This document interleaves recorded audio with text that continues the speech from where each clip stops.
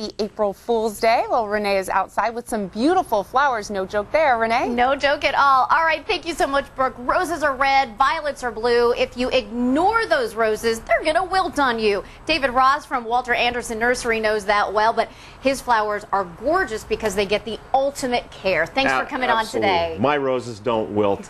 This is the national emblem of the United States of America, the national floral emblem of the United States of America. Roses, which look really good right now. They've enjoyed the weather we've had, they've enjoyed the rain, and you're looking at a beautiful rock and roll and a whole host of other roses here, and they look really good right now.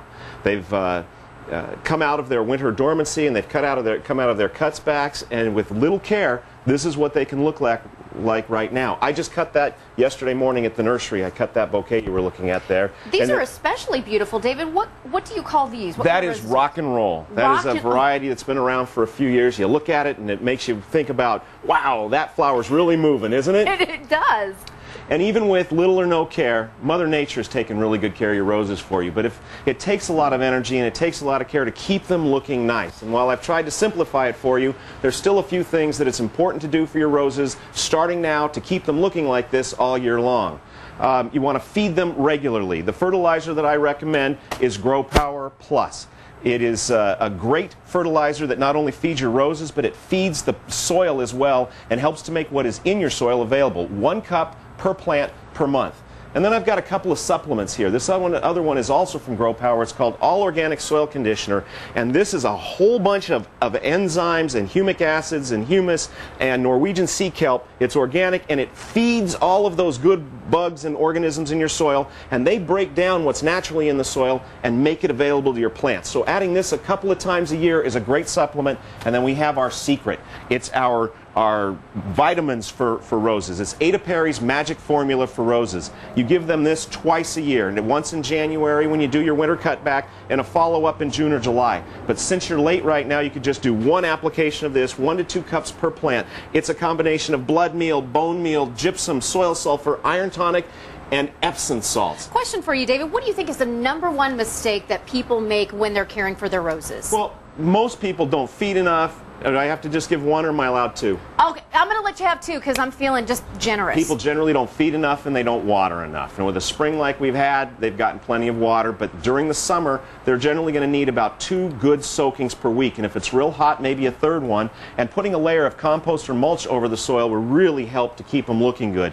But even with all the proper care and feeding and water, you still can come up with disease and insect problems. And there's a few products here. My favorite of the insect and disease controls is this black bottle right here called Immunox Plus. And it's not only a great fungicide, but it's also an insecticide. So 1 application every 4 weeks or so will keep your roses completely clean. But if people would prefer to do it organically, there's neem oil. And the neem oil right here, Rose Defense, will take care of insects and disease. I don't like it quite as much as the Immunox, but you have to do it 2 to 3 times a month. It works well. But the most convenient way to take care of your roses is the blue bottle at the end here. It's a new product from Bayer called Rose and Flower Care. This is a granular version with a little bit of fertilizer, an insecticide, and a fungicide, and you just pour it around the base of the roses, and you water it in. You water after that, and they will absorb it from the root system up without spraying, without any extra work.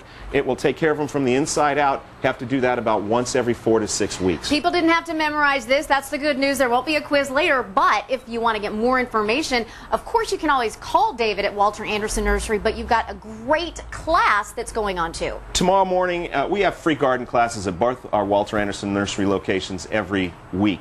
But tomorrow morning's class at Walter Anderson Nursery in Poway is going to be on rose care, and somebody, well, I guess it's going to be me, will be going on for an hour plus on all the ins and outs, all the things to do and not to do.